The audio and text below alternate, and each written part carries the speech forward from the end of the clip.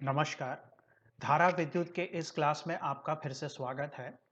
तो शुरू करने से पहले मेरे बारे में कुछ जानकारी। मैं बेलूर मठ लाल बाबा विद्यालय में शिक्षक हूँ और ये मेरा स्कूल और ये स्कूल का पता। तो आज का क्लास हमारा है धारा विद्युत, जिसका हम लोग भाग 5 करेंगे और ये हमारा अंतिम भाग होगा। इस भाग में हम लोग देखेंगे कि चुंबकीय फ्लक्स किसको कहते हैं, विद्युत जनरेटर क्या है और साथ ही साथ हम लोग घरेलू विद्युत वायरिंग के बारे में भी कुछ उपकरण जो विद्युत वायरिंग में काम में आते हैं, उनके बारे में हमें जानना है क्योंकि ये एग्ज़ाम में पूछे जाते हैं। तो आगे बढ़ते हैं। तो सबसे पहले हमें देखना है कि चुंबकीय फ्लक्स क्या है। तो इसको देखने से पहले हम लोग ये समझ लेते हैं कि मान लें कि ये एक चुंबक है इस तरह से और ये चुंबक का उत्तरी ध्रुव है और ये चुंबक का दक्षिणी ध्रुव है। तो याद रखिए, हमेशा चुंबकीय क्षेत्र जो बनेगा इस चुंबक के आसपास, वो शुरू होगा उत्तरी ध्रुव से और जाएगा वो दक्षिणी ध्रुव तक ऐसे। तो इसकी दिशा जो होती है वो हमेशा उत्तर से दक्षिण की ओर होती है। इसको हमें ध्यान में रखना है। तो इस तरह से एक चुंबक की चुंबकीय क्षेत्र जो बनता है उसके आसपास, वो कुछ इस तरह से होता है। अब थोड़ा-सा यहाँ पे हमें ध्यान देने की ज़रूरत है कि ये जो चुंबकीय क्षेत्र बना, इसमें हमने जो रेखाएँ दिखाई हैं, इनको चुंबकीय बल रेखाएँ कहते हैं। ये ऐसे-ऐसे जाती रहती हैं, जो हमेशा उत्तर से दक्षिण की ओर ही इन पे हम एरो लगा के इनको दर्शाएँगे। तो थोड़ा-सा इन पे ध्यान दें, तो हमें समझ में आता है कि हम चुंबक के ध्रुव के जितने पास हैं, हम चुंबक के ध्रुव के जितने पास है, थोड़ा-सा पेन का रंग बदल लूँ मैं। हम चुंबक के ध्रुव के जितने पास हैं, उतने ये जो बल रेखाएँ हैं, आपस में एक-दूसरे के साथ सटी हुई हैं और जितना हम दूर जा रहे हैं, ये बल रेखाएँ एक-दूसरे से दूर होती जा रही है। अब थोड़ा-सा ये ध्यान दीजिए कि मैंने जो ये 2 जगहें यहाँ पे आपको बना के दिखाई हैं, काले रंग की, मान लेते हैं मैं इसको ए क्षेत्र बोलता हूँ और इसको बी क्षेत्र बोलता हूँ। तो इस एक क्षेत्र में आप अगर ध्यान दीजिएगा, तो यहाँ पे आपको चुंबक की 3 बल रेखाएँ इसमें से जाती हुई नज़र आएँगी और इस बी क्षेत्र में आपको चुंबक की सिर्फ़ 2 ही बल रेखाएँ इस क्षेत्र से जाती हुई नज़र आएगी। तो अगर मैं किसी चुंबकीय वस्तु यानी मैंने आपको सिखाया था चुंबकीय वस्तु यानी क्या होता है? लोहा होता है, निकेल होता है या कोबाल्ट होता है और साथ ही साथ सारे के सारे चुंबक होते हैं, जो कि चुंबकीय वस्तु होते हैं। तो ये चुंबकीय धातु है। इन पे चुंबक असर डालता है। सिर्फ लोहे को चुंबक खींचता नहीं है, निकेल को और कोबाल्ट को भी खींचता है और साथ ही साथ चुंबक को भी वो या तो आकर्षित करेगा या विकर्षित करेगा। तो अगर हम मान लें कि एक क्षेत्र में ये वाला जो क्षेत्र हमने बनाया है, इसमें हम लोग ये चुंबकीय इन चुंबकीय पदार्थों को, लोहे को, निकेल को, कोबाल्ट को या तो फिर किसी छोटे चुंबक के टुकड़े को अगर हम रख दें, तो उसपे जो असर पड़ेगा, वो बहुत ज़्यादा असर पड़ेगा। किसकी तुलना में? अगर हम बी क्षेत्र में इन लोगों को रखें तो। ऐसा क्यों होगा? ऐसा इसलिए होगा क्योंकि एक क्षेत्र से चुंबक की बल रेखाएँ ज़्यादा संख्या में जा रही है, बी क्षेत्र में कम संख्या में जा रही है। तो जितनी ज़्यादा बल रेखाएँ एक क्षेत्र से कट के जा रही है, उतना ही ज़्यादा चुंबक का प्रभाव वहाँ पे दिखेगा हमें और बी पे उससे कम प्रभाव दिखेगा क्योंकि यहाँ पे कम संख्याएँ जा रही है। अब हम लोग थोड़ा-सा याद करें कि हम लोग चुंबकीय फ्लक्स क्या है, ये पढ़ रहे थे। तो चुंबकीय फ्लक्स असल में ऐसा, अगर हम एक क्षेत्रफल बनाएँ और उस क्षेत्र से लंबवत रूप में, याद रखें शब्द को, लंबवत रूप में जितनी बल रेखाएँ उस जगह से कट के निकल रही है, वो जो संख्या है, जैसे कि 1, 2, 3, 4 बल रेखाएं यहां से कट के गई। तो ये जो चीज है, इसको हम लोग चुंबक का फ्लक्स बोलते हैं। आपको आशा करता हूं बात समझ में आ रही होगी। तो जैसे कि ए क्षेत्र में 3 बल रेखाएं जा रही हैं, तो ये जो संख्या है, ये संख्या दर्शाती है कि यहां का फ्लक्स क्या है। ठीक उसी तरह से बी क्षेत्र में 2 बल रेखाएं कट के जा रही हैं, और ये 2 जो संख्या है ये दर्शाएगी कि बी क्षेत्र में कितना फ्लक्स है। लेकिन शर्त यह है कि ये ए और बी क्षेत्रफल को चुंबक के बल रेखाओं के साथ लंबवत होना पड़ेगा। ठीक है, हम लंबवत क्षेत्र को ही देखते हैं जिसमें से चुंबक की बल रेखाएं कट के निकलती है। तो हमने समझ लिया कि चुंबकीय फ्लक्स असल में होता क्या है। अब पढ़ के देखते हैं कि ये चुंबकीय फ्लक्स परिभाषित कैसे होता है। तो देखिए, किसी चुंबकीय क्षेत्र में हमने ऐसे एक चुंबक बनाया था, याद कीजिए। तो ये इसका चुंबकीय क्षेत्र ऐसे बना था, ये उत्तरी ध्रुव था और ये दक्षिणी ध्रुव था। ऐसे ऐसे चुंबकीय क्षेत्र बना था। तो किसी चुंबकीय क्षेत्र में के लंबवत शब्द बहुत इंपॉर्टेंट है, इसको अगर आप लोग नहीं लिखिएगा तो आपको नंबर नहीं मिलेगा। किसी चुंबकीय क्षेत्र के लंबवत रखे तल से गुजरने वाले, इसको ठीक कर लीजिएगा, गुजरने वाले कुल चुंबकीय बल रेखाओं की संख्या को चुंबकीय फ्लक्स कहते हैं। इसे फाई, इसको फाई कहते हैं, याद रखिएगा, फाई द्वारा दर्शाते हैं। ठीक है, तो ये जो चिन्ह है ये फाई है। तो हम लोग चुंबकीय फ्लक्स को फाई द्वारा दर्शाते हैं, और ये असल में है क्या? ये असल में चुंबकीय बेल रेखाओं की संख्या है जो किसी चुंबकीय क्षेत्र के लंबवत रखे क्षेत्र से गुजर रही है। ठीक है, तो आपको ये समझ में आ गई होगी। तो अब देखते हैं कि आगे क्या है। तो आगे देखिए कि हम लोगों को ये जो मैंने समझाया था आपको कि चुंबक का उत्तरी ध्रुव और उसका दक्षिणी ध्रुव अगर ये है, तो चुंबकीय बल रेखाएं देखिए ऐसे ऐसे जा रही है। ये एरो आपको दिख रहा होगा, ऐसे यहां पे बना हुआ है। और हमें यह भी ध्यान रखना है कि ये जो क्षेत्र है ये अगर इसके लंबवत नहीं रहा, देखिए गाढ़ा नीला जो क्षेत्र बना हुआ है यहां पर, ये लंबवत नहीं है। लेकिन हमें इस लंबवत नहीं है ऐसी हालत में इस क्षेत्र को नहीं देखना है, इसको हमें घुमा के चुंबकीय बल रेखाओं के लंबवत कर लेना है। देखिए ये यहां पे ऐसे लंबवत एक और क्षेत्र आपको दिख रहा होगा ऐसे। तो जो गाढ़ा नीला क्षेत्र है वो लंबवत नहीं है, लेकिन उस क्षेत्र को हमने लंबवत बना लिया है। ये कैसे बनता है? ये ट्रिगोनोमेट्री की मदद से बनता है।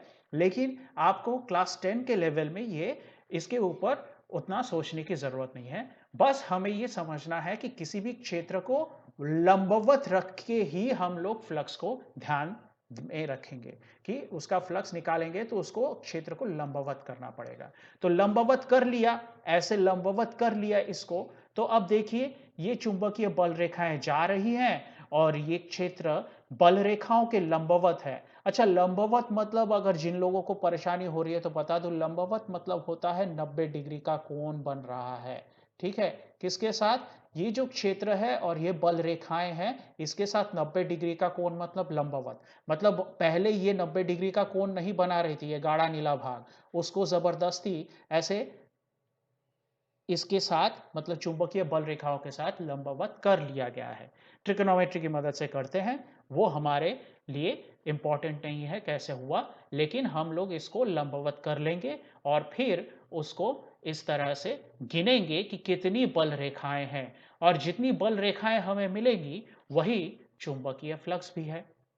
अब सवाल यह आता है कि चुंबकीय फ्लक्स अगर कोई एक चीज है, कोई एक भौतिक राशि है, तो उसकी एक क्या होनी चाहिए? इकाई होनी चाहिए। तो उसकी एसआई इकाई क्या है? आप बस एसआई इकाई को याद रखिएगा। इसकी एसआई इकाई को वेबर कहते हैं। ठीक है, और वेबर मतलब होता है न्यूटन मीटर प्रति एम्पियर। कभी-कभी एक नंबर के सवाल में पूछ लिया जा सकता है कि न्यूटन मीटर प्रति एम्पियर का मतलब क्या है? तो अगर ऑप्शन में चुंबकीय फ्लक्स है, तो वो आपका सही उत्तर होगा। ठीक है? तो न्यूटन मीटर प्रति एम्पियर मतलब ही वेबर होता है और वेबर किसकी इकाई है? चुंबकीय फ्लक्स की इकाई है। आगे बढ़ते हैं। तो चुंबकीय फ्लक्स हमारा कंटिन्यू हो रहा है। अब हम लोग देखेंगे कि देखिए किसी बिंदु पर चुंबकीय क्षेत्र की तीव्रता उस बिंदु से गुजरने वाली ये गुजरने वाली इसको ठीक कर लीजिएगा, आ की मात्रा नहीं हो, गुजरने वाली चुंबकीय बल रेखाओं की संख्या के समानुपाती होती है। इसे बी द्वारा दर्शाते हैं। तो याद कीजिए मैंने पहले ही स्लाइड में आपको समझाया था कि जितनी संख्या में बल रेखाएं उस जगह से जाएंगी, उसका उसकी क्षेत्र की तीव्रता उतनी ज्यादा होगी। तीव्रता यानी उस जगह पे चुंबक का असर उतना ज्यादा होगा। याद कीजिए मैंने ऐसे एक क्षेत्र आपको बना के बताया था, तो उसमें ज्यादा असर पड़ रहा था और आप जितना दूर जा रहे थे ऐसे बी क्षेत्र बना हुआ था, ऐसे बी क्षेत्र बना हुआ था, तो उस पे जो बल रेखाएं हैं वो कम संख्या में जा रही थी, तो इसलिए यहाँ पे कम तीव्रता थी। तो वही बात यहाँ पे लिखी गई है। और चुंबकीय क्षेत्र की तीव्रता को हम लोग कैसे दर्शाते हैं? बी द्वारा दर्शाते हैं। याद कीजिए चुंबकीय फ्लक्स को कैसे दर्शाते थे? फाई द्वारा दर्शाते थे। चुंबकीय क्षेत्र की तीव्रता को कैसे दर्शाते हैं? बी द्वारा दर्शाते हैं। और इसकी भी एक अलग इकाई होती है, जिसको जिसकी एसआई इकाई क्या है? टेस्ला है। इनकी सीजीएस इकाई हमें समझने जानने की जरूरत नहीं है। बस इनकी एसआई इकाई ही जान के रखना हमारे लिए काफी है कि ये टेस्ला है। अब आगे बढ़ते हैं और समझते हैं कि विद्युत चुंबकीय प्रेरण क्या चीज है। देखिए प्रेरण शब्द आप लोगों ने शायद ही सुना होगा, लेकिन आपने ऐसे सुना है ना प्रेरणा, मतलब क्या? प्रेरणा मतलब होता है इंस्पिरेशन, इंग्लिश में जिसको बोलते हैं। मतलब आपको हमारे जीवन में आपके लिए प्रेरणा क्या है? क्या आप क्या आप अपने पिताजी को देख के प्रेरणा लेते हैं आप अपने जीवन में?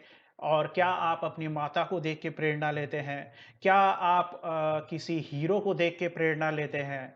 ठीक है, आजकल के जो भी लोग हैं बॉडी बिल्डिंग करते हैं, वो जितने भी बॉलीवुड हीरो हैं उनको देख के प्रेरणा लेते हैं कि हमें जो है बॉडी बिल्डिंग करना है अच्छा दिखने के लिए। तो ये है प्रेरणा। मतलब क्या है? मतलब बिना संपर्क में आए, मतलब मान लीजिए कि एक साधारण मान लीजिए कोई एक क्रिकेटर है, ठीक है? कोई एक क्रिकेटर है और इस क्रिकेटर से आप मिले नहीं हैं, लेकिन आप इनकी तरह क्रिकेट खेलना चाहते हैं। इनके साथ ये मान लीजिए आप ये हैं, इस क्रिकेटर से आप मिले नहीं हैं, लेकिन आप इनकी तरह क्रिकेट खेलना चाहते हैं। मतलब आपको इनसे मिलने की ज़रूरत नहीं, आप दूर से ही देख के इनके गुण अपने में उतारने की कोशिश करते हैं। इनकी तरह खेलना शुरू कर देते हैं। इनकी तरह बाल कटाना शुरू कर देते हैं। इनकी तरह दाढ़ी रखना शुरू कर देते हैं। ठीक है? इनकी तरह बात करना शुरू कर देते हैं। तो आपको इनके संपर्क में आने की जरूरत नहीं पड़ी, इनके गुणों को अपने अंदर डालने की। इसी चीज को प्रेरणा कहते हैं और यही प्रेरण भी है और फिजिकल साइंस में यही चीज होगी। तो देखते हैं कि क्या हो रहा है। तो अब देखिए हम लोग एक इस तरह से एक कुंडली बनाते हैं।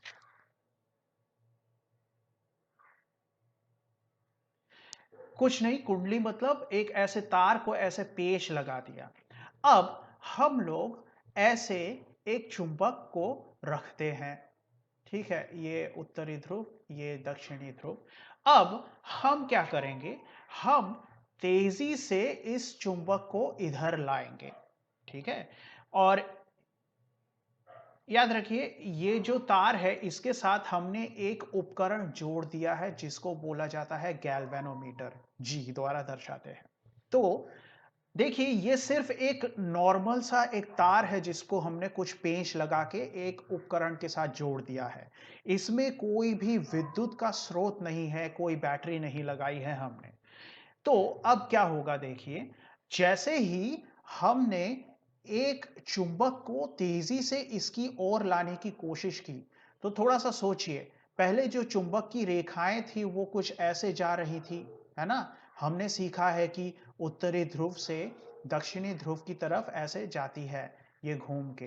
तो देखिए, ये जो चुंबकीय रेखाएँ हैं ये ऐसे जा रही हैं और ये चुंबकीय रेखाएँ इस तार के साथ भी लगी हुई हैं।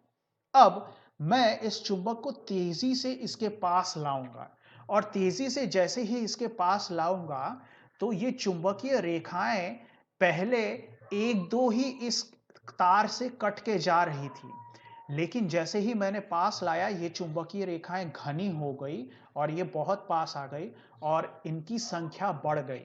और जैसे ही ये घटना हुई, मैं ये देखता हूं कि ये जो उपकरण लगा हुआ है गैल्वेनोमीटर, ये अचानक से मुझे दिखाता है कि इस तार में से एक विद्युत दौड़ पड़ा है। तो ये जो विद्युत दौड़ पड़ा है, ये ऐसे विद्युत चला गया है इसके अंदर से। ये विद्युत इसके अंदर तो पहले था नहीं, आया कहां से?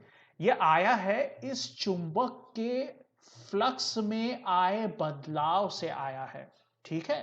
तो ये है चुंबकीय प्रेरण, मतलब इस चुंबक ने बिना इस तार को छुए ही इसको प्रेरणा दी है कि ये अपने अंदर एक विद्युत ऊर्जा को दौड़ाए। ठीक है? तो इसको बोलते हैं विद्युत चुंबकीय प्रेरण।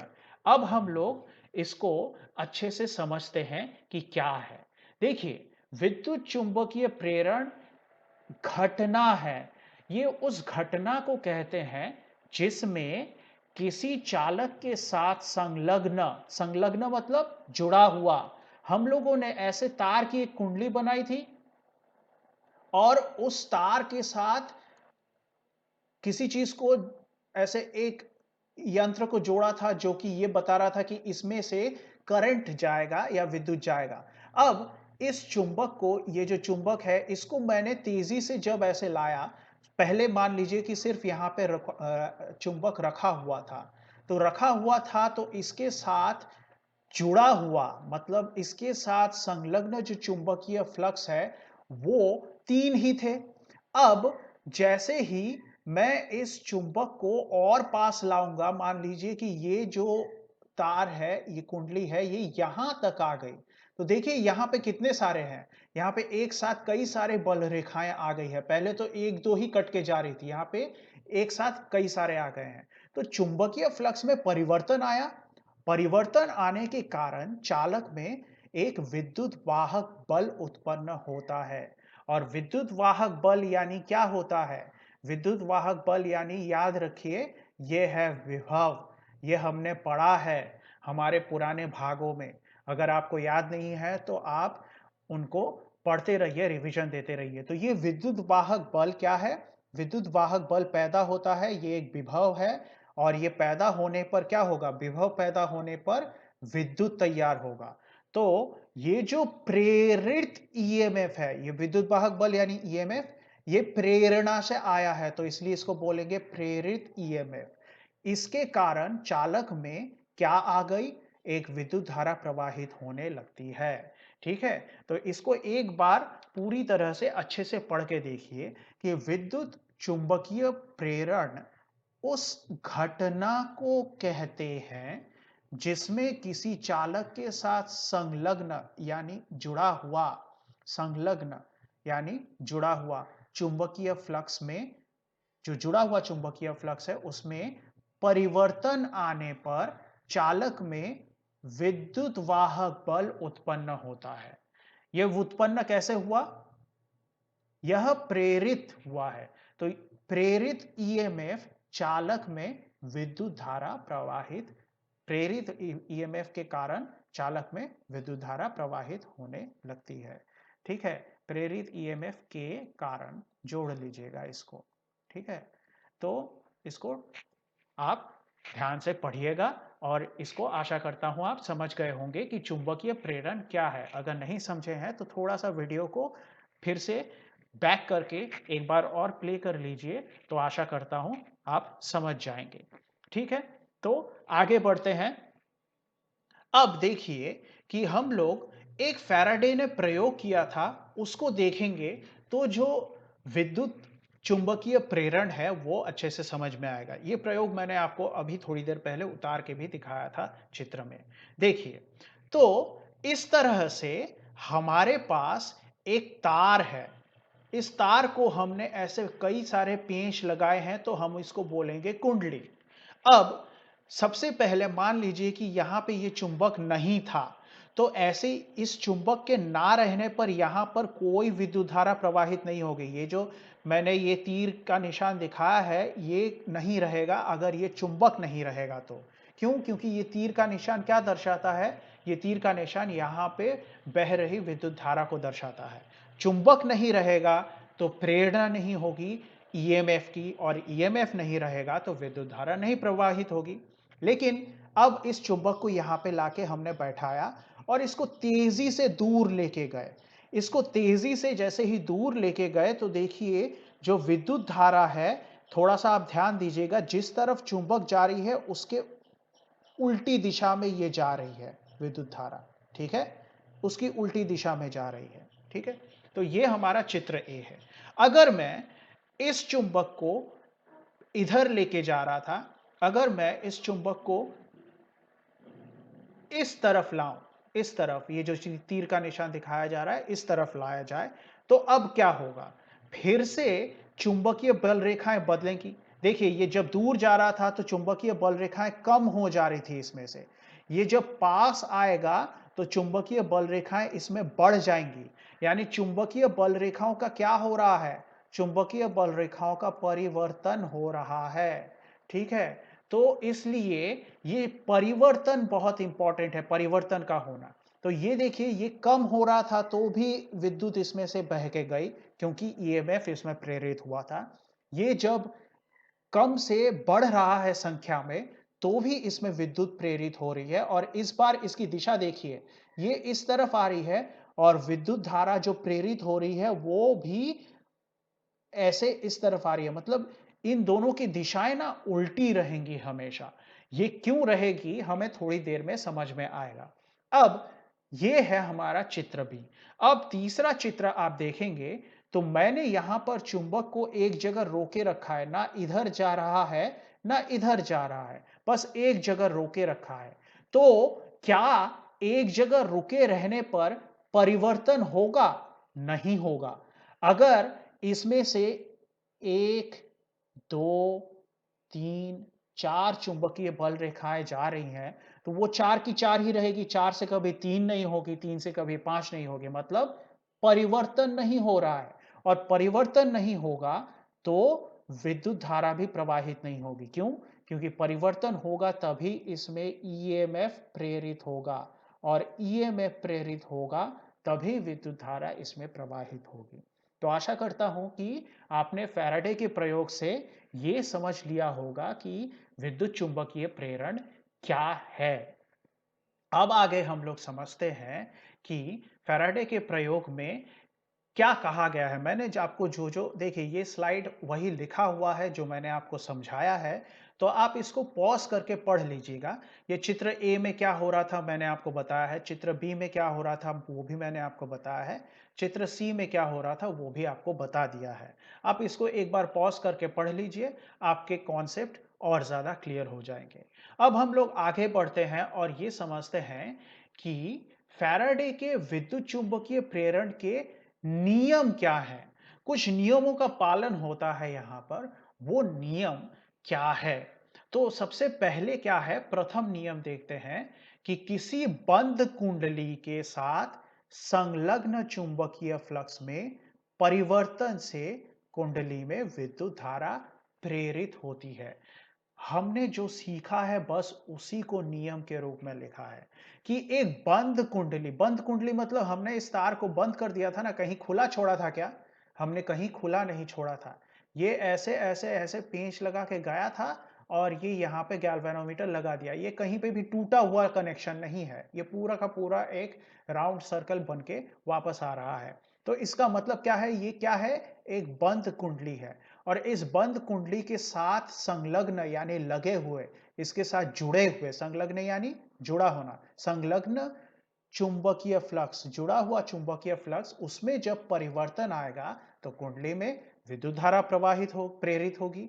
तो इसका मतलब हमने जो सीखा है बस उसी को प्रथम नियम में लिखा है। अब दूसरा नियम क्या है? देखो कि दूसरा नियम ये कहता है कि बंद कुंडली में प्रेरित विद्युत धारा का मान संलग्न चुंबकीय फ्लक्स के परिवर्तन के दर का समानुपाती होता है। अब परिवर्तन का दर मतलब क्या है?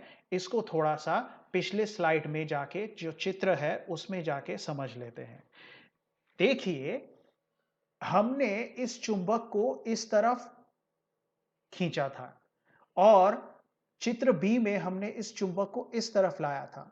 तो हम ये देखते हैं कि दूर ले जाने पर ये जो बल रेखा इनकी संख्या कम हो गई थी। लेकिन ये जो 1, 2, 3, 4 बल रेखाओं से मान लीजिए कि 3 हुआ है, ये कितनी जल्दी हुआ है, उसको हम कहते हैं दर। तो ये जो बदलने की प्रक्रिया है, ये कितनी जल्दी या कितनी तेजी से हो रही है, उसको बोलते हैं दर। तो परिवर्तन का दर ये है। अब थोड़ा-सा मुझे बताइए, ये परिवर्तन का दर बढ़ेगा कब? जब हम लोग बहुत तेज़ी से इस चुंबक को इससे दूर खींचेंगे या बहुत तेज़ी से इस चुंबक को इसके पास लाएँगे, तो वो दर बढ़ेगा। और परिवर्तन का दर कम कब होगा? जब हम लोग बहुत धीमे-धीमे आराम से इसको लेके जाएँगे।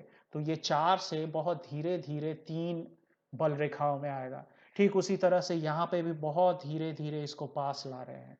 तो जितनी तेजी से ये दर बदलेगा, उतना ज़्यादा विद्युत प्रवाहित होगा। जितना धीरे-धीरे ये दर होगा, परिवर्तन का दर रहेगा, उतना ही कम विद्युत प्रवाहित होगा। तो दूसरे नियम को एक बार फिर से आप पढ़ के देखिए, आपको समझ में आएगा कि अगले स्लाइड में चलते हैं। देखिए, ये है हमारा दूसरा नियम। दूसरे नियम में बंद कुंडली में प्रेरित विद्युत धारा का मान संलग्न चुंबकीय फ्लक्स के परिवर्तन के दर का समानुपाती है। समानुपाती मतलब परिवर्तन का दर तेज हो गया तो हमारा जो फ्लक्स है, हमारा जो प्रेरित विद्युत धारा है, इसका मान भी बढ़ जाएगा। और अगर ये परिवर्तन का दर कम हो गया तो प्रेरित विद्युत धारा का मान भी कम हो जाएगा। तो अब हम लोग अगले स्लाइड में चलते हैं। अब हम लोग देख लेते हैं कि लेंस का नियम क्या है। तो हमने ये देखा था कि जब कुंडली में विद्युत धारा प्रवाहित हो रही थी, ईएमएफ के बनने के कारण, तो जो विद्युत धारा प्रवाहित हो रही थी वो हमेशा चुंबक की जो दिशा थी उसके विपरीत दिशा में प्रवाहित हो रही थी, याद कीजिए। तो हम लोगों को ये दिख रहा था कि ये जो कुंडली है इसमें से जो विद्युत धारा की दिशा थी, अगर चुंबक इस तरफ आ रहा था तो विद्युत धारा की दिशा भी इस तरफ जा रही थी। और अगर चुंबक इससे दूर जा रहा था, अगर मान लीजिए चुंबक इससे दूर जा रहा था, तो विद्युत धारा भी ऐसे विपरीत दिशा में जा रही थी। तो ये लेंस का नियम यहां पर इसकी व्याख्या देता है। क्या व्याख्या देगा? देखिए, थोड़ा सा समझिए इसको। यहां पे क्या हो रहा है? जब ये दूर जाने लगा, चुंबक जब इससे हमारे कुंडली से, बंद कुंडली से दूर जाने लगा, तो ये जो चुंबक का जो जितने भी फ्लक्स है चुंबक के साथ जुड़े हुए, ये भी तो चुंबक के साथ दूर हटने लगे। तो इसके साथ जो संलग्न फ्लक्स है वो संख्या में कम हो गया। अब संलग्न फ्लक्स संख्या में कम हो जाने के कारण ये कुंडली यहां पर अपना खुद का फ्लक्स बनाने की कोशिश करना शुरू करती है। कैसे? जितना कम हो गया, मान लीजिए पहले यहाँ पे 4 रेखाएँ थी, 4 बल रेखाएँ थी, वो कम होके 3 बल रेखाएँ हो गई। तो ये जो कमी है, इस कमी को पूरा करने की कोशिश ये बंद कुंडली करती है और इस कोशिश में वो अपना खुद का ईएमएफ ब और ज़्यादा बनाती है, जिससे कि वो दूसरी तरफ वो भेजती है। और दूसरी तरफ भेजने का मतलब है कि वो ये जो फ्लक्स की कमी है इसको पूरा करने के लिए उसको दूसरी तरफ ईएमएफ को बना रही है। ऐसा करने से क्या होगा? ऐसा करने से जो चुंबकीय बल रेखाएँ कम हो गई है, वो चुंबकीय बल रेखाएँ इसमें बनने लगेंगी, जिससे कि ये 3 से फिर से 4 होने की कोशिश करेगा और इसीलिए यहाँ पे एक ईएमएफ बनने लगता है। अगर मैं इसको पास लाता, तो चुंबकीय बल रेखाएँ क्या होती? मान लीजिए पहले यहाँ पे 5 चुंबकीय बल रेखाएँ थी, वो बढ़ के हो जाती 7। तो अब ऐसी हालत में 5 से 7 जैसे ही होगा, ये कुंडली चाहेगी कि ऐसा ना हो, ये 5 से 7 ना हो। तो 5 से 7 ना होने के कारण वो फिर से विपरीत दिशा में अपने आप को मोड़ने की कोशिश करेगी और खुद का जो ये इसकी जो बढ़त है, ये फ्लक्स की जो बढ़त है, इसको काटने के लिए अपना खुद का ईएमएफ वो दूसरी ओर घुमाने की कोशिश करती है। ठीक है? जैसा कि हमने चित्र में देखा था कि अगर विद्युत धारा इधर अगर हमारा चुंबक इधर जा रही है, तो विद्युत धारा इधर जा रही है। अगर चुंबक इधर आ रहा है, तो विद्युत धारा इधर आएगी। तो वो विपरीत मुखी होता है, क्यों? क्योंकि कमी आई है, तो कमी को पूरा करने की कोशिश करती है फ्लक्स की और अगर फ्लक्स में बढ़ोतरी हुई है, तो उसको काट के फिर से छोटा करने की कोशिश करती है। तो देख लेते हैं लेंस का नियम क्या है। तो आप अगर इसको समझ चुके हैं, तो लेंस का नियम ध्यान से पढ़िएगा, क्योंकि लेंस का नियम कई बार थोड़ा-सा जटिल लगता है।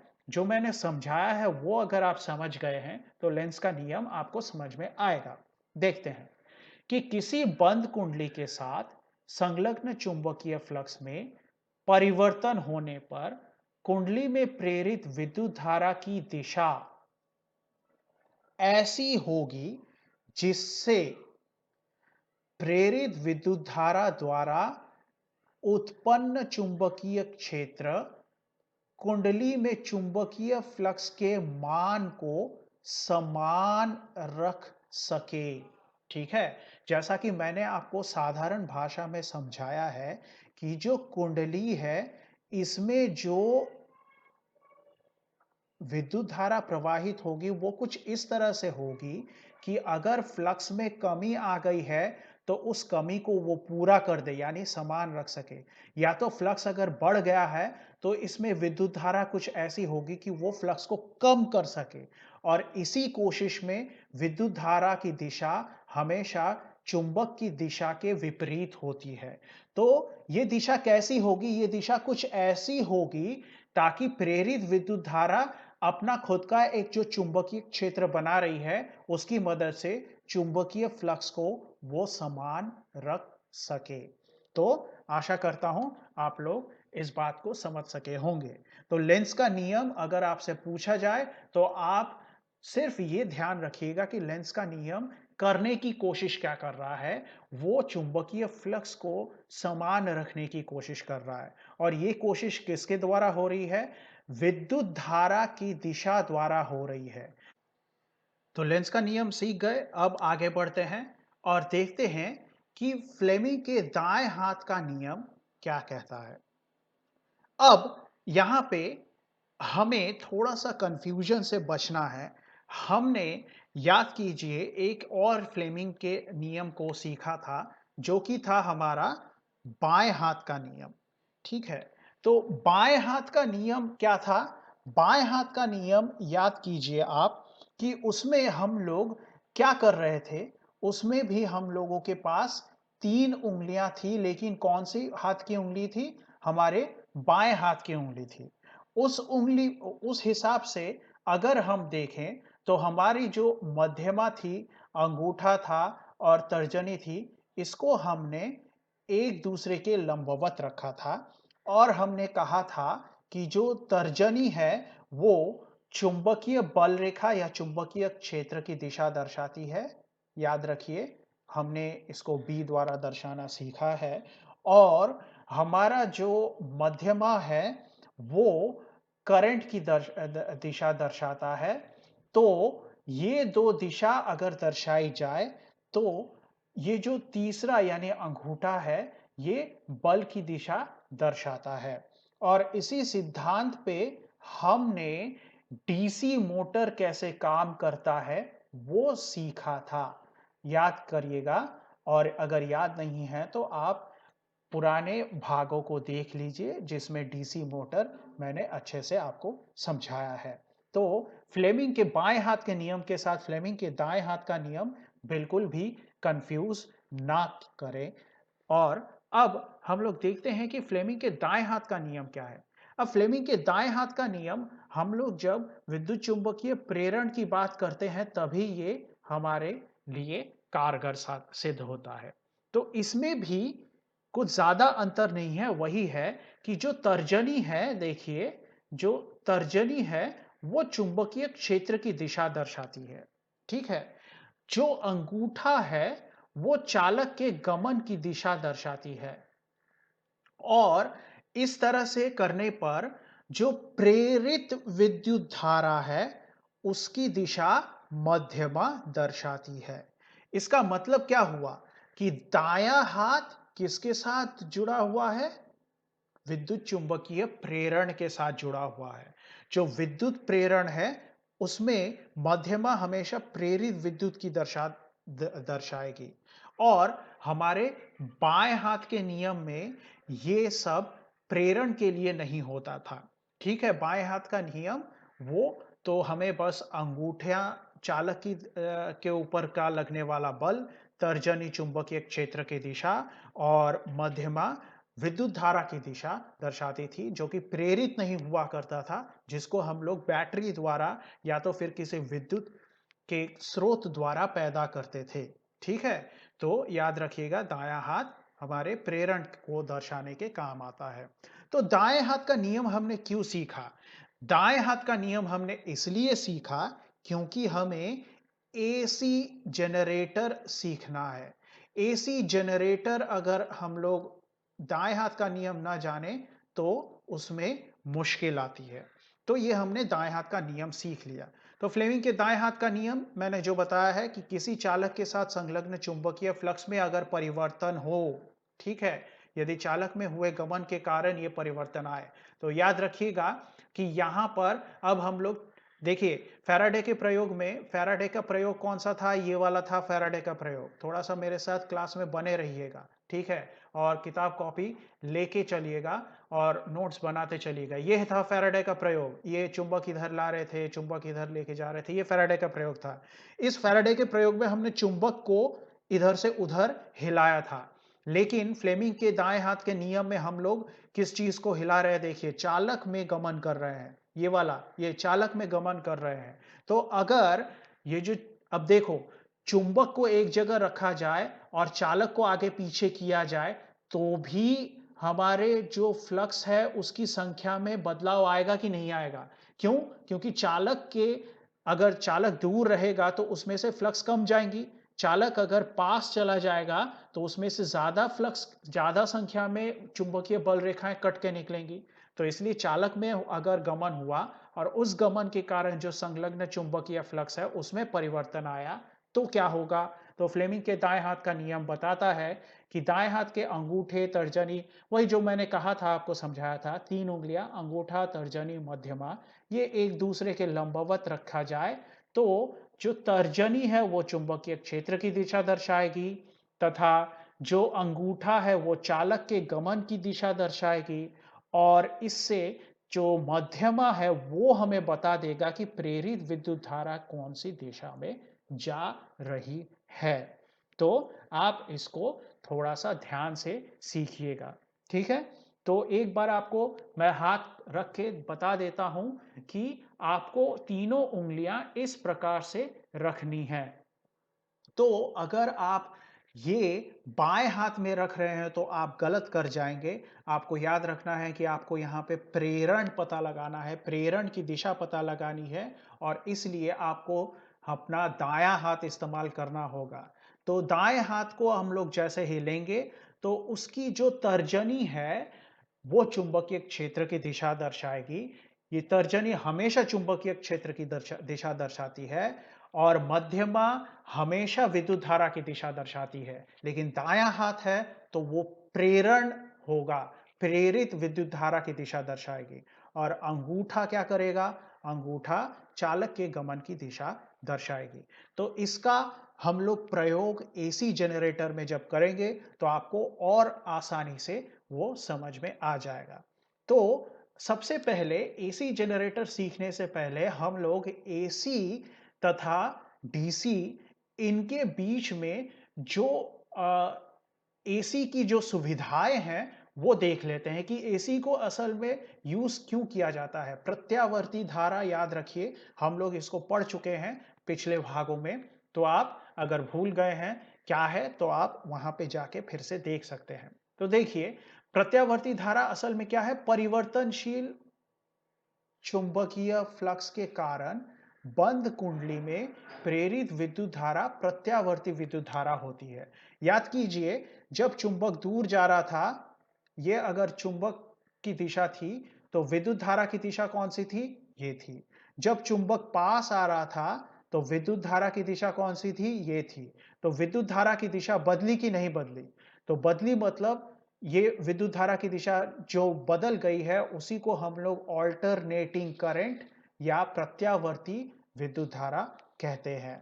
तो हमारे जो प्रत्यावर्ती विद्युत धारा है ये चुंबकीय फ्लक्स के कारण, ये जो परिवर्तनशील चुंबकीय फ्लक्स है इसके कारण पैदा होगी एक बंद कुंडली में।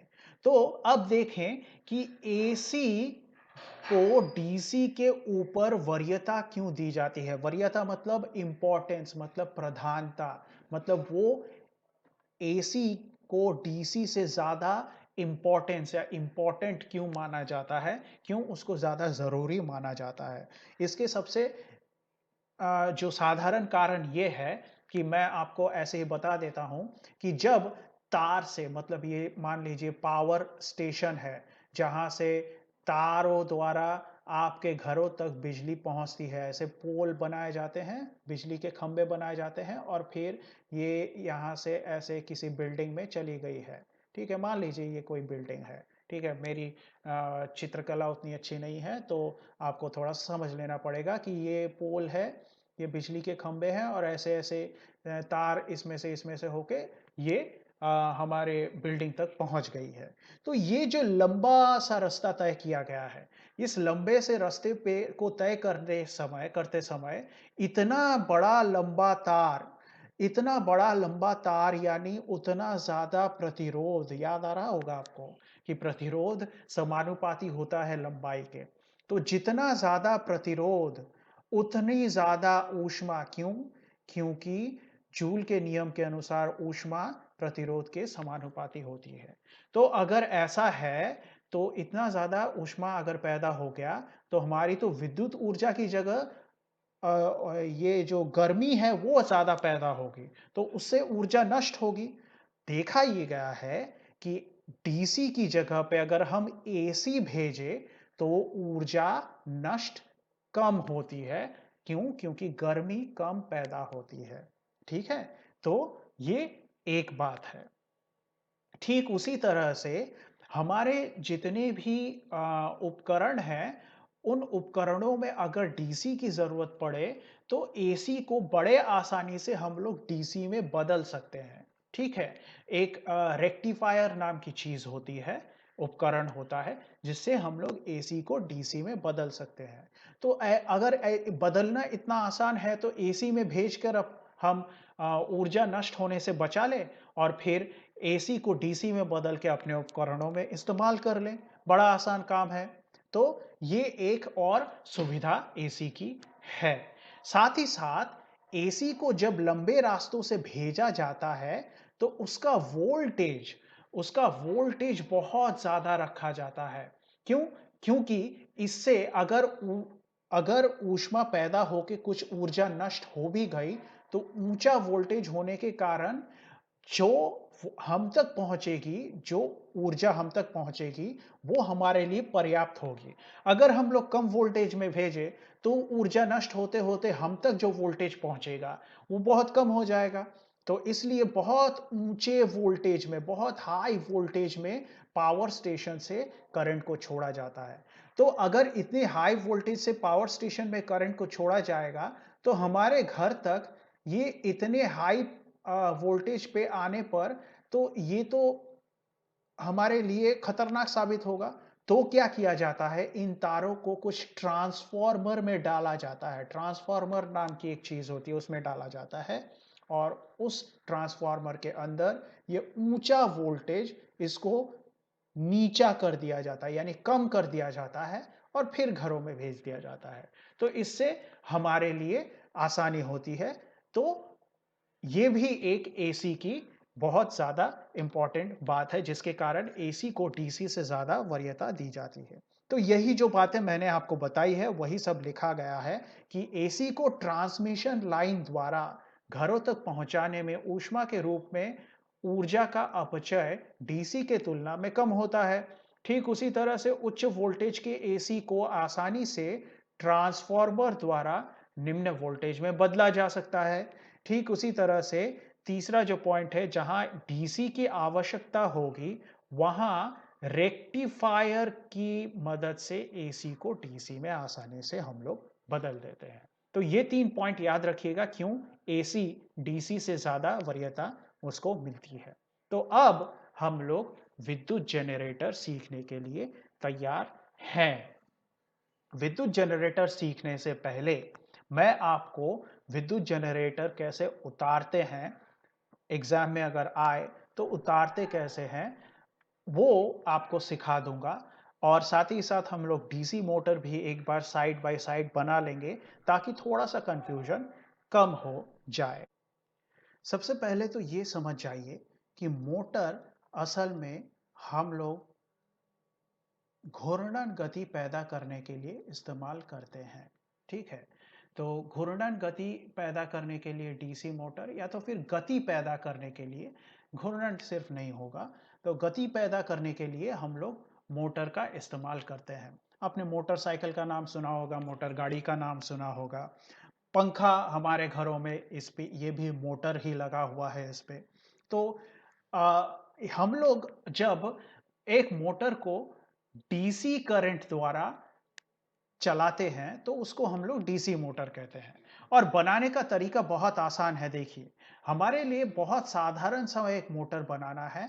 हम लोग ऐसे एक आर्मेचर बनाएंगे, याद रखिए इसको आर्मेचर कहते हैं। और ये तार ऐसे ऐसे आया और ये जाके जुड़ता था ऐसे स्प्लिट रिंग के साथ। स्प्लिट यानी बीच में से टूटा हुआ रिंग, ऐसे रिंग के साथ जुड़ता था। और ये रिंग जाता था एक कार्बन ब्रश के साथ लगता था, ऐसे जो ऐसे कार्बन ब्रश के साथ लगा हुआ रहता था। ये एक ब्रश है। ये ब्रश क्यों है? क्योंकि ये ब्रश फिसलता है। बिल्कुल हमारे दांतों के ऊपर जैसे कि ब्रश फिसलता है, वैसे ही ये ब्रश फिसलता है। तो अगर ऐसे ये ब्रश फिसलेगा, तो ये आर्मेचर जब ऐसे घूमना शुरू होगा, तो ये ब्रश उसके साथ नहीं घूमेंगे, वो अपनी जगह पे रहेंगे, लेकिन ये स्प्लिट रिंग ये आर्मेचर के साथ घूमते रहेंगे। तो ये जो ब्रश है, ये ब्रश, इसको मैं जोड़ देता हूं एक डीसी स्रोत के साथ, ऊर्जा के विद्युत धारा के डीसी स्रोत के साथ जोड़ देता हूं। यहां पे मैंने एक सेल का इस्तेमाल किया है, ये वाला प्लस है, ये वाला माइनस है। तो अब ये पूरी चीज को मैं चुंबकीय क्षेत्र में अगर रख दूं, ये चुंबक का उत्तरी ध्रुव है और यही वाला चुंबक मान लीजिए ऐसे घूम के आया और इसका ये दक्षिणी ध्रुव है। तो अब थोड़ा सा सोचिए कि अगर मुझे यहां पर,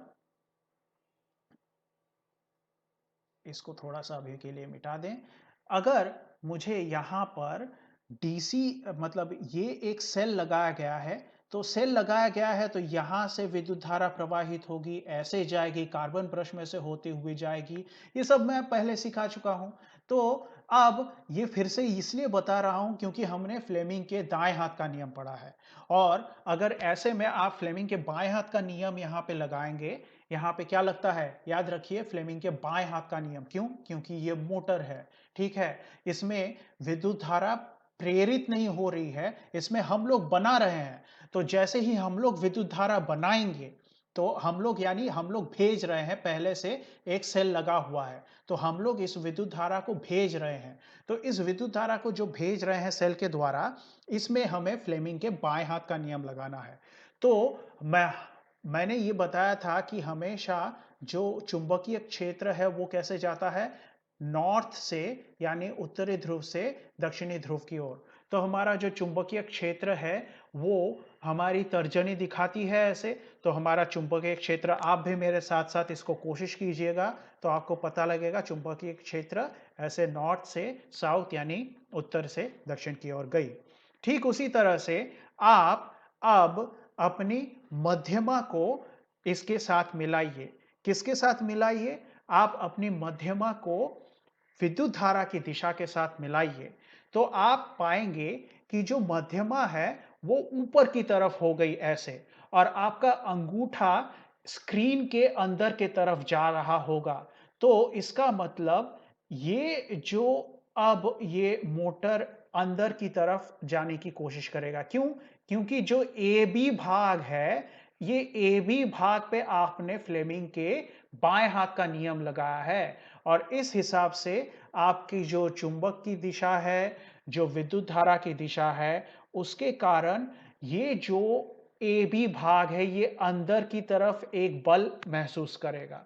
ठीक उसी तरह से आप इस सी डी भाग को देखिए, तो जैसे ही आप इस सी डी भाग को देखेंगे, तो आपको उत्तर से दक्षिण की ओर इस तरह से अपने तर्जनी को रखना पड़ेगा।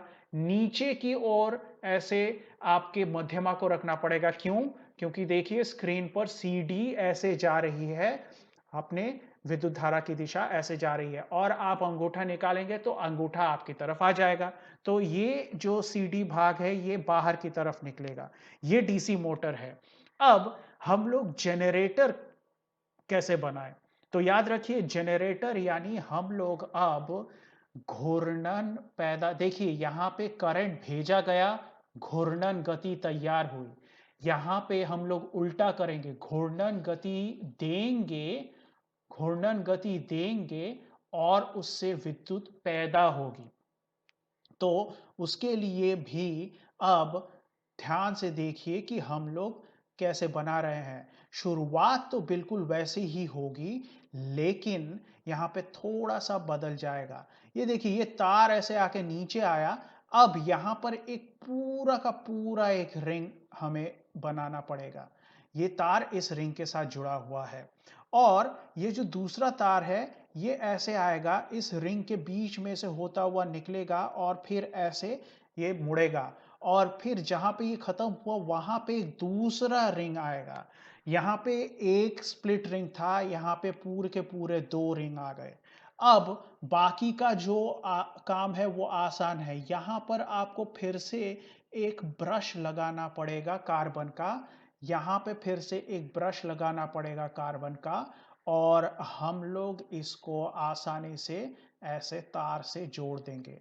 अब हम लोगों ने बनाया है जनरेटर, ठीक है? तो जनरेटर बनाया है तो जनरेटर विद्युत भेजता है किसी उपकरण से। तो मान लेते हैं ये वो उपकरण है। किसी उपकरण में कुछ ना कुछ प्रतिरोध तो होगा, तो वो प्रतिरोध द्वारा हम इस उपकरण को दर्शा रहे हैं। तो ये जो जनरेटर है ये बिजली पैदा करेगी और इस तरह से इस उपकरण से बिजली भेजेगी। अब यहाँ पे हमें रखना है हमारा चुंबक, ऐसे हमने रख दिया। तो ये हो गया हमारा एसी जनरेटर। अब एसी जनरेटर काम कैसे करता है वो देखते हैं। तो सबसे पहले अब देखिए मैंने आपको बता दिया है कि एसी जनरेटर बना कैसे। एसी जनरेटर मैंने यहाँ पर अलग से बना के रखा है देखिए। और इस एसी जनरेटर में ये वाला उत्तरी ध्रुव है, ये वाला दक्षिणी ध्रुव है। तो ये जो लाल रेखाएं जा रही है, ये चुंबकीय क्षेत्र की दिशा दर्शा रही है। अब हम लोग ये जो बी एज यहां से तार आया, ये वाला आके यहां पे रुका और ये R1 रिंग है। इस R1 रिंग के साथ ब्रश लगा हुआ है B1। अब देखिए इधर CD तार आया, ये इस रिंग के बीच में से निकला और यहां पे आके खत्म हुआ और यहां पे दूसरा रिंग हमें बनाना पड़ा। ये R2 रिंग है और ये R2 रिंग B2 ब्रश के साथ लगा हुआ है और हमने B1 और B2 ब्रश को जोड़ दिया। और ये जो चीज है, ये हमारा उपकरण है, फैन है, लाइट है, जो भी है, जो कि जनरेटर के साथ जुड़ा हुआ है और जो कि जलने लगेगा। कब जलने लगेगा? जब उसमें से विद्युत धारा प्रवाहित होगी। अब ये विद्युत धारा प्रवाहित कैसे हो रही है, ये हमें फ्लेमिंग के दाएं हाथ के नियम से पता लग जाएगा। ठीक है, हमने मोटर में फ्लेमिंग के बाएं हाथ का नियम लगाया और जनरेटर में अब हम लोग दाएं हाथ का नियम लगाएंगे। तरीका वही है। आप ध्यान से स्क्रीन को देखिए और मेरे हाथ को देखिए और अपने घरों में बैठकर इस अपने हाथ की उंगलियों द्वारा दाएं हाथ के नियम को बनाइए, तो आपको और ज्यादा आसानी से समझ में आएगा। ध्यान से देखिए, ये तर्जनी है, कौन से हाथ की है? दाएं हाथ की है। और जैसे ही मैंने इसको ऐसे रखा, तो हमें उत्तरी से उत्तर ध्रुव से दक्षिण ध्रुव की ओर जाती हुई चुंबकीय क्षेत्र नजर आ गई। ठीक है, अब मैं जो भी बात बता रहा हूं, वो बी ए, आर्मेचर के बी ए को देखिए। देखिए इधर ये है, ये बी है, ये ए है, इसकी बात बता रहा हूं आपको। तो इस बी ए में थोड़ा सा ध्यान दीजिए, जो करंट की दिशा है वो नीचे की तरफ है। बिल्कुल है, देखिए एरो दिखा रहा है नीचे की तरफ है। ठीक है, तो अब थोड़ा सा सोचिए, इस करंट की दिशा को अभी, ये मध्यमा को अभी फिलहाल थोड़ा सा ऊपर करके अपने अंगूठे को देखिए। अपना अंगूठा अपनी ओर, आपकी अपनी ओर होगा। तो इसका मतलब क्या है?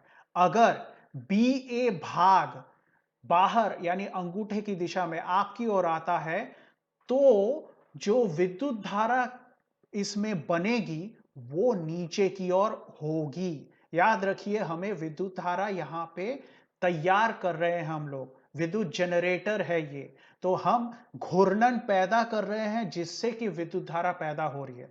तो पहले से हमारे पास चुंबकीय क्षेत्र है, हमने यहां पर घूर्णन पैदा करने के लिए बी ए भाग को आर्मेचर के अपने तरफ घुमाया है, अपनी ओर लाया है। और अपनी ओर जैसे ही लाएंगे, नीचे की ओर मध्यमा की दिशा हो जाएगी, यानी नीचे की ओर करंट बह रही है। अब अगर हम लोग ये समझ गए हैं, तो ये करंट की दिशा ऐसे नीचे की ओर आ रही है, ये तो समझ में आ गया होगा। ये करंट की दिशा यहां तक आके रुक जाएगी क्या? नहीं रुकेगी। क्यों नहीं रुकेगी? क्योंकि इसके साथ जुड़ा हुआ है कार्बन ब्रश, और ये कार्बन ब्रश विद्युत का सुचालक है। तो ये इस विद्युत को यहां से लाके ऐसे इस जगह से भेजेगी। तो ये विद्युत धारा ऐसे आके B2 तक पहुंचेगी। B2 एक कार्बन ब्रश है, वो कार्बन ब्रश फिर से इस रिंग के अंदर अपनी विद्युत धारा को लेके जाएगी और फिर यहां से जुड़ा हुआ तार, ये रिंग के साथ जुड़ा हुआ तार उस विद्युत धारा को लेकर इधर से घूमती हुई ऐसे चली जाएगी। ठीक है, यहां तक हम लोगों के समझ में आ गया होगा। अब हम लोग फिर से फ्लेमिंग के दाएं हाथ का नियम सी और डी पे लगाएंगे। तो लगाइए, आप लोग भी मेरे साथ इसको बनाइएगा। आपके बनाने पर ही आपके दिमाग में ये चित्र एकदम साफ साफ बैठेगा। तो सी और डी, इसके बीच में जो चुंबकीय क्षेत्र की दिशा है, वो फिर से आप दाएं हाथ को देखेंगे और तर्जनी को ऐसे रखेंगे तो उत्तर से दक्षिण की ओर ऐसे जाएगी। अब हम लोग जो गति प्रदान कर रहे हैं, उस गति के कारण सी और डी भाग स्क्रीन के अंदर की ओर जा रही है, यानी आपके मोबाइल या कंप्यूटर स्क्रीन के अंदर की ओर। और ऐसी हालत में थोड़ा सा मुश्किल होगा, तो अगर ऐसी हालत में आप अंगूठे को रखेंगे और जो चुंबकीय क्षेत्र की दिशा है उसको बनाएंगे, तो देखिएगा जो आपकी मध्यमा है वो एकदम ऐसे ऊपर की ओर जा रही है, यानी जो जो विद्युत धारा यहां पे प्रेरित हुई वो ऊपर की ओर आ गई। ठीक है, तो हमें यहां पर पूरे दाएं हाथ के नियम को लगा दिया। अब ये जब ऐसे घुमाया गया तो ये बी ए इधर आएगा कि नहीं आएगा? ये बी इधर आ जाएगा, ए भी इधर आ जाएगा घूम के, और ये सी और डी इधर चला जाएगा, सी इधर चला जाएगा, डी इधर चला जाएगा। तो वही चीज हमारे अगले चित्र में होगी। देखिए, ये सी और डी इधर आ गए और बी और ए इधर आ गए। अब जब ये हुआ तो रिंग में क्या हुआ? देखिए, ये जो तार है, बी ए वाला तार है, ये आके यहां पे लग रहा था, है कि नहीं? यहां पे लग रहा था, लेकिन बी ए पूरा का पूरा घूम गया है। बी ए पूरा का पूरा घूम गया है, तो ये जो तार है, ये बी ए वाला तार इधर आ गया है। दिख रहा है आपको? बी ए वाला तार इधर आ गया है, और बी ए वाला तार इधर आ गया। इधर ब्रश है क्या? इधर ब्रश नहीं है। ब्रश किधर है? इधर है। ठीक है, तो इसका मतलब बी ए वाला तार इधर आ गया है। अब इधर सी डी वाला तार है। सी डी वाला तार तो रिंग के बीच में से निकलता हुआ नीचे के रिंग में आ गया था, तो ये सी डी वाला तार इस इधर रिंग के बीच में से निकल के इधर आ गया है। तो अब हम लोग यहां तक पहुंच गए हैं, तो अब फिर से हम लोग फ्लेमिंग के दाएं हाथ के नियम को लगाते हैं। कौन से भाग में? सी और डी भाग में लगाते हैं। ध्यान दीजिएगा, फिर से वही बात, फिर से आप लोग भी इसको कीजिए। जितना करेंगे आप, उतना आपके दिमाग में ये चित्र बनता जाएगा। तो ये हमारी उंगली तर्जनी क्या दर्शा रही है? हमारे लिए चुंबकीय क्षेत्र की दिशा दर्शा रही है। अब हम लोग यहाँ पे जनरेटर है, तो हम लोग गति पैदा कर रहे हैं, गति दे रहे हैं, तो उसमें से विद्युत धारा बन जाएगी, प्रेरित होगी। तो गति कैसे देंगे? सीडी को अपनी ओर घुमा के बाहर की ओर ला रहे हैं। देखिए, ये वाला जो एरो दिख रहा होगा आपको, ये वाला जो एरो दिख रहा होगा, ये घूर्णन की दिशा दर्शाती है। तो उस हिसाब से घुमाने पर जो हमारी चुंबकीय क्षेत्र की दिशा है ऐसे हो गई। सीडी बाहर की ओर, यानी आपकी ओर अंगूठा हो जाएगा, और आप मध्यमा को जैसे ही ऐसे निकालेंगे तो आप देखेंगे कि मध्यमा नीचे की ओर दर्शा रही है। अब यहां पर जो विद्युत धारा बनी, ये सीधा निकलती हुई इस रिंग के बीच में से निकल गई है और यहां तक पहुंच गई है। अब इस रिंग के साथ कौन सा ब्रश जुड़ा हुआ है? B2 brush. सो ये रिंग से विद्युत धारा जाती है इस ब्रश के अंदर, और ब्रश से तार के अंदर, और तार से इस जो भी उपकरण लगा हुआ है यहाँ पर उसके अंदर, और फिर ये घूम कर गई यहाँ पर और B1 के अंदर। B1 के से ये R1 रिंग पे गई, और R1 रिंग के साथ ये तार जुड़ा हुआ है, तो ये फिर यहां से जाएगी। लेकिन इसको हम लोग फ्लेमिंग के दाएं हाथ के नियम लगाकर फिर से देख लेते हैं कि क्यों विद्युत यहां से ऊपर की ओर ही गई। क्योंकि फ्लेमिंग के दाएं हाथ के नियम के अनुसार विद्युत धारा इसी तरह से प्रेरित होगी। तो हम लोग फिर से अपने चुंबकीय क्षेत्र की दिशा को देखते हैं, और अब ये बी ए भाग अंदर की ओर जा रहा है ना, तो उस हिसाब से जो हमारी विद्युत धारा है वो देखिए ऊपर की ओर, यानी ए से बी की ओर जा रही है। तो हमने फ्लेमिंग के दाएं हाथ के नियम से ऐसा कर लिया। अब थोड़ा सा ध्यान दीजिए, जब इधर हम लोग देख रहे थे तो विद्युत धारा देखिए कहां बही थी, ऐसे बही थी। जब इधर हम लोग देख रहे थे तो विद्युत धारा कहां बह रही है? ऐसे बह रही है। विद्युत धारा की दिशा पलट गई है, और इसी पलटने को बोलते हैं एसी, यानी ऑल्टरनेटिंग करंट, यानी प्रत्यावर्ती करंट। और इसीलिए इस यंत्र का नाम है एसी जनरेटर। ठीक है, आपके समझ में आ गया होगा। तो अब आगे बढ़ते हैं।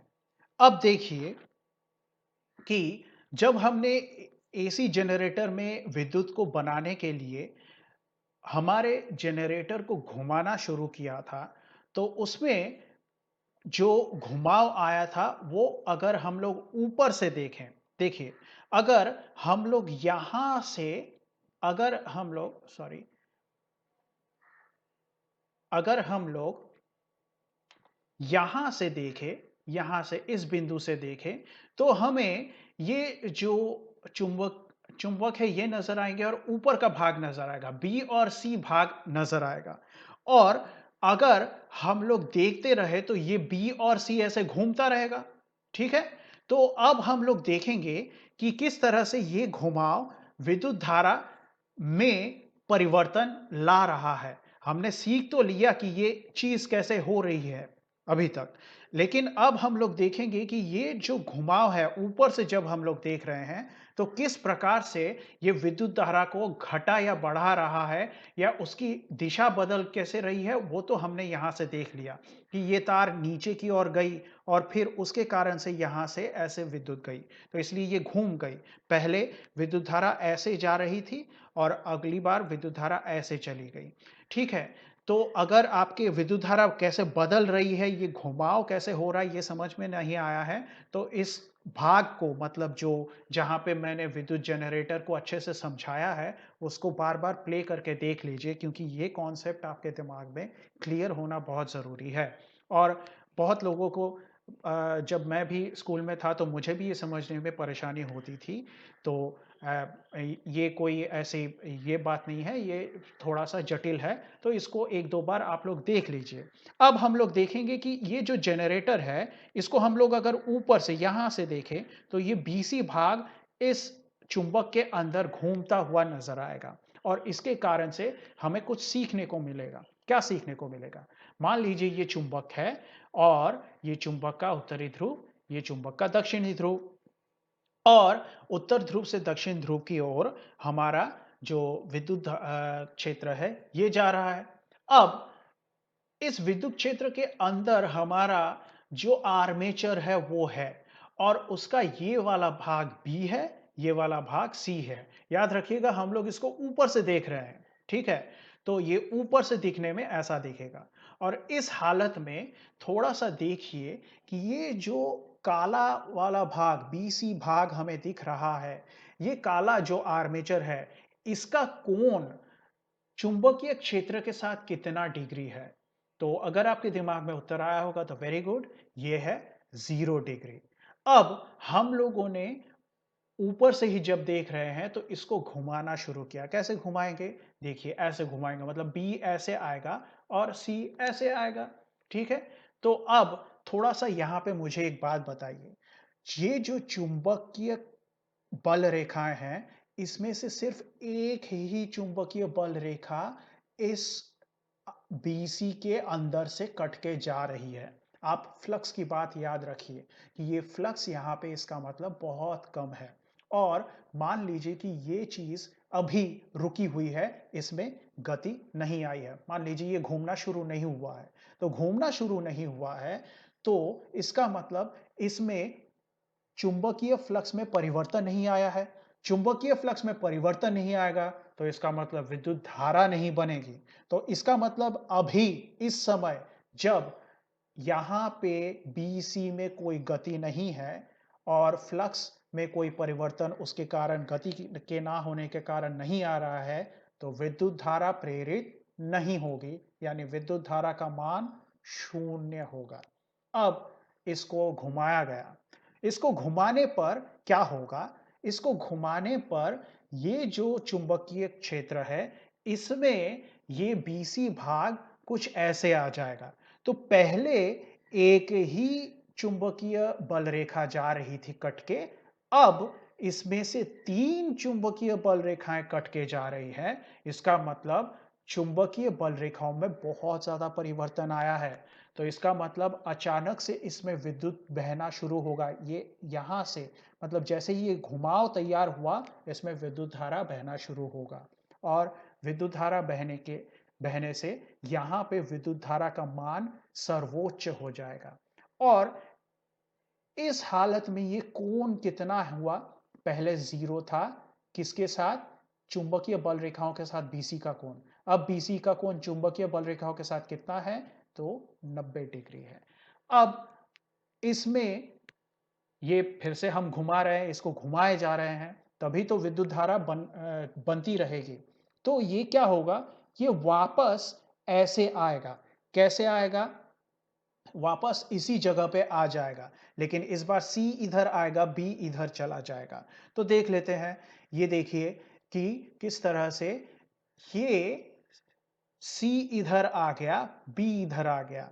अभी थोड़ा मुझे बताइए कि ये जो इधर ऐसे घूम के इस तरफ आ गया, इसका कोण अभी कितना है? अगर आपके दिमाग में फिर से 0 डिग्री आ रहा होगा, तो नहीं, ऐसा नहीं है। अभी ये कोण है 180 डिग्री। क्यों? क्योंकि BC पूरा का पूरा आधा चक्कर लगा के यहां तक पहुंचे हैं, तो 180 डिग्री घूमा है ये। तो अब फिर से देखिए, ये जो चुंबकीय बल रेखाएं हैं, ये 3 से कम होकर 1 हो गई है। तो जैसे ही ये होगा, हमारी विद्युत और ये यहाँ पे आके थोड़ी देर के लिए जैसे ही ये रुकेगी, विद्युत धारा 0 हो जाएगी। अब इसको और आगे घुमाते हैं और ऐसे घुमा दिया, तो अब फिर से ये जो चुंबकीय बल रेखाएं हैं, इसमें से तीनों के तीनों कट के निकलेंगी और ये घूम के देखिए, ये थोड़ा सा गलत हो गया, यहाँ पे C आएगा, यहाँ पे C आएगा और यहाँ पे B आएगा। ठीक है, इसको ठीक कर लीजिएगा। ये यहाँ पे C है, यहाँ पे B है। ठीक है, तो ये अब कोण कितना हुआ? ये कोण है 270 डिग्री का। क्यों? क्योंकि 180 से और 90 घूम के ये ऐसे जगह पे पहुंचा है। तो 80 प्लस 90 करेंगे तो 180 प्लस 90 करेंगे तो 270 होगा। अब यहां पे फिर से ये कम चुंबकीय बल रेखाएं इसमें से जा रही थी, फिर से बहुत ज्यादा, और जैसे ही ये घूमा तो यहां से फिर से सारे के सारे बल रेखाएं कट के निकलने लगी। तो यहाँ पे जो विद्युत धारा प्रेरित हो रही थी वो 0 हो गई थी, फिर से यहाँ पे बहुत ज्यादा हो जाएगी, तो एकदम बहुत ज्यादा हो जाएगी। लेकिन ये बहुत ज्यादा कौन सी तरफ होगी? ये बहुत ज्यादा दूसरी तरफ यानी उल्टी तरफ होगी। क्यों? क्योंकि अब हम लोगों का B ऊपर आ गया है, C नीचे। यहाँ पे देखिए B नीचे था, C ऊपर था। ठीक है, इसलिए ये घूम गया है, इसलिए विद्युत धारा की दिशा भी उल्टी तरफ घूम के आ गई है। और ये उल्टी तरफ घूम के कैसे आई है, हमने पिछले चित्र में सीख लिया है।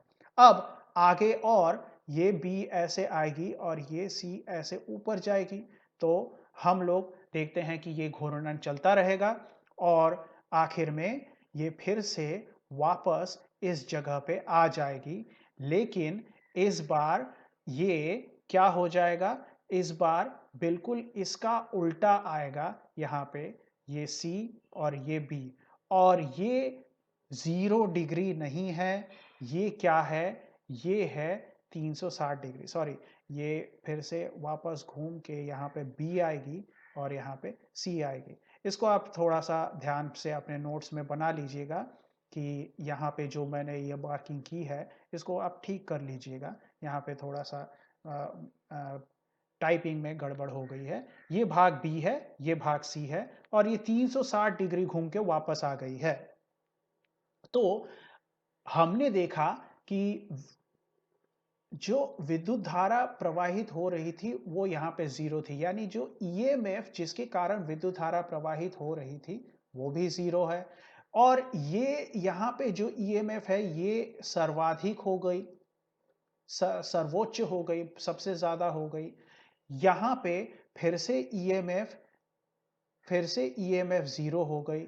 यहाँ पे सर्वोच्च हो गई, कौन सी दिशा में? प्लस, मतलब कि जिस प्लस मतलब जिस दिशा में हुई है उसकी विपरीत दिशा को मुझे दर्शाना है। तो यहाँ पे देखिए, यहाँ पे जिस दिशा में हुई थी ईएमएफ, यहाँ पे भी बढ़ी थी लेकिन विपरीत दिशा में, इसकी विपरीत दिशा में, इसलिए ये वाला प्लस लिया है, ये वाला माइनस लिया है। और अब यहाँ पे आखिर में हम लोग पहुंचे हैं, तो यहाँ पे फिर से ईएमएफ शून्य हो जाएगा। अब देखिए, अब हम लोग इस चीज को पूरी की पूरी यहाँ पे जो मैंने घटना आपको समझाई है, इसको हम लोग एक लेखा चित्र में डालते हैं। मान लीजिए कि ये एक अक्ष है और ये दूसरा अक्ष है। ये वाला जो अक्ष है, ये वाला, इसको यहाँ पे हमने मूल बिंदु बनाया है। ये दो अक्ष का यहाँ पे मूल बिंदु बना, और ये अक्ष के बराबर हमारा ईएमएफ चलता रहता है। तो इधर मान लीजिए प्लस वाला ईएमएफ, इधर मान लीजिए माइनस। प्लस माइनस मतलब कम ज्यादा नहीं, याद रखिए ये दिशा के हिसाब से प्लस माइनस है। मतलब ये अगर इस तरफ की दिशा दर्शा रही है तो माइनस इस तरफ की दिशा दर्शाएगी। ठीक है, तो अब उस हिसाब से अब हम लोग इधर इस अक्ष को नाम देंगे, तो ये समय हमने बता दिया। क्यों समय बता दिया? क्योंकि ये घूम रही है, जैसा जैसा समय आगे बढ़ रहा है वैसे वैसे कोण भी बढ़ता जा रहा है। ठीक है, तो समय जैसे जैसे बढ़ेगा कोण भी बढ़ेगा। तो सबसे पहले तो हमें शून्य से, यहाँ पे शून्य है, यहाँ पे 0 डिग्री है, बढ़ के 90 डिग्री आएगा। समय और बढ़ाओगे तो यहाँ पे 180 डिग्री मिल जाएगी, और समय और बढ़ाया जाए तो यहाँ पे 270 डिग्री मिल जाएगी। और हम लोगों ने देखा था कि जो ईएमएफ का मान है वो ऐसे आके प्लस दिशा में बहुत ज्यादा हो गया, फिर 180 में ये जीरो हो गया, फिर 270 में वो माइनस ऐसे हो गया, और फिर 360 में वो आके ऐसे लग गया। तो देखिए ये लास्ट का 360, और हमारा जो ईएमएफ है वो ऐसे आया। तो आशा करता हूं आपको ये आसानी से समझ में आ गया होगा। अगर नहीं आया है तो एक बार और इसको प्ले करके देख लीजिए। पूरी की पूरी चीज बहुत ही विस्तारित रूप से मैंने समझाई है, आपको जरूर समझ में आएगी। अब हम लोग ये जो कार्यविधि मैंने आपको वहां पे ग्राफ की मदद से बताई है, उसी को मैंने यहाँ पे टेबल में उतार दिया है। आप इसको एक बार पढ़ लीजिएगा, बहुत आसान है समझना। मैंने वहां पे जो आपको मौखिक रूप से समझाया है उसी को यहाँ पे लिखा हुआ है, ताकि आपके लिए नोट्स बनाने में आसानी रहे। आप इसको एक बार पॉज करके पढ़ लीजिए। तो आगे बढ़ते हैं, और आगे हम लोग देखेंगे कि घरेलू विद्युत वायरिंग में प्रयोग होने वाले कुछ उपकरण। तो इसमें हम लोग सबसे पहले देखेंगे कि स्विच क्या है। तो देखिए स्विच क्या है। स्विच असल में एक परिपथ में एक ऐसा स्थान है जो हमें ये चॉइस देता है, जो हमें ये हमें ये निर्णय करने का मौका देता है कि किसी उपकरण में विद्युत जाएगी या नहीं जाएगी। हमें फैन चलाना है या नहीं चलाना है, हम लोग स्विच दबा के वो निर्णय लेते हैं। तो स्विच हमें ये चॉइस देती है कि किसी उपकरण से विद्युत जाएगी या नहीं जाएगी। इसका मतलब असल में क्या हो रहा है, स्विच की मदद से हम लोग अपनी इच्छा अनुसार उपकरण में से विद्युत धारा प्रवाहित कर सकते हैं, या तो फिर उसको बंद कर सकते हैं। स्विच कैसा दिखता है सबको पता है। तो स्विच एक उपकरण है जो विद्युतीय उपकरणों का संबंध परिपथ से हमारी इच्छा अनुसार जोड़ता या विच्छेद करता है, यानी तोड़ता है। हमारी इच्छा अनुसार ये परिपथ के साथ उसका संबंध जोड़ देगा या तो फिर तोड़ देगा। तो हमारा अगला उपकरण क्या है? प्लग है। तो प्लग कैसा दिखता है? प्लग ऐसा दिखता है। अब प्लग दिखता तो ऐसा है, लेकिन इसमें ये 3 पिन रहते हैं, और ये 3 पिन अलग अलग काम करते हैं। तो सबसे मोटा वाला जो पिन है ये असल में अर्थिंग का काम करता है। ठीक है, ग्राउंड का काम करता है। अर्थिंग या ग्राउंड क्या है हम लोग पुराने क्लास में सीख चुके हैं। और ये वाला पिन है लाइव, यानी इसी में से विद्युत जाएगी। ठीक है, आपकी तरफ अगर प्लग को घुमाया गया है तो बाईं तरफ जो पिन है वो लाइव पिन है। ठीक है, याद रखिएगा अगर आप प्लग को अपनी तरफ घुमा के देख रहे हैं तो जो बाईं तरफ पिन होगा वो लाइव का पिन होगा और दाईं तरफ का पिन है न्यूट्रल, यानी इसमें कोई विद्युत धारा प्रवाहित नहीं हो रही है। तो हम लोग कह सकते हैं ना कि ये ज़ीरो विभव में है और ये उच्च विभव में है। और मैंने ये आपको सिखाया था कि जो निम्न विभव में होता है उसको माइनस द्वारा दर्शाते हैं और जो उच्च विभव में होता है उसको प्लस द्वारा दर्शाते हैं। ठीक है? तो इसलिए अब सॉरी, इसको ज़ीरो विभव मत कीजिएगा क्योंकि ग्राउंड को हम लोग ज़ीरो विभव मानते हैं। तो ये जो न्यूट्रल लाइन है इसको हम लोग अपना जो नेगेटिव लाइन है वो समझ लेते हैं और ये जो लाइव है इसको प्लस कर लेते हैं। ठीक है, तो हमने ये 3 पिन क्या है ये सीख लिया है। तो अब देखते हैं कि प्लग क्या है। प्लग असल में किसी उपकरण को घरेलू वायरिंग के साथ जोड़ता है। ठीक है, मतलब प्लग जैसे कि आपके मोबाइल के चार्जर का प्लग, उसको आप घर के करंट के लाइन के साथ जोड़ सकते हैं, है ना? जब आपको मोबाइल चार्ज करना होगा तो आप क्या करते हैं, आप अपने चार्जर को लगाते हैं और उसके प्लग को स्विच बोर्ड पे लगाते हैं। तो स्विच बोर्ड पे क्यों लगाया? क्योंकि घरेलू वायरिंग से आपने लाइन को खींचकर अपने फोन को चार्ज करना शुरू किया। तो क्या है, प्लग एक उपकरण है जिसकी सहायता से विद्युत उपकरणों को घरेलू वायरिंग के साथ हम लोग जोड़ सकते हैं। तो प्लग में ये जो अर्थिंग वाला पिन है, ये जो अर्थिंग वाला पिन है, आप ध्यान दीजिए कि इसको मोटा बनाया गया है। इसको मोटा इसलिए बनाया गया है क्योंकि सॉकेट जो होता है जिसके अंदर प्लग जाता है, वो उसमें जो हमें छेद दिखते हैं, उसमें भी अर्थिंग का जो सॉकेट है, सॉकेट में जो अर्थिंग की जगह है वो मोटी रखी जाती है। इसका कारण ये है कि हम लोग चाहे जितनी भी कोशिश कर ले, कभी भी गलती से भी ये जो अर्थिंग का पिन है, ग्राउंड का पिन है, उसको हम लोग कभी भी इस छेद में या इस छेद में नहीं डाल सकते। और अगर ये इस पिन मोटा ना होकर नॉर्मल ऐसा वाला होता तो इस छेद में अगर चला जाए तो उससे हमें मतलब उससे दुर्घटनाएँ हो सकती है, तो शॉर्ट सर्किट हो जाता है।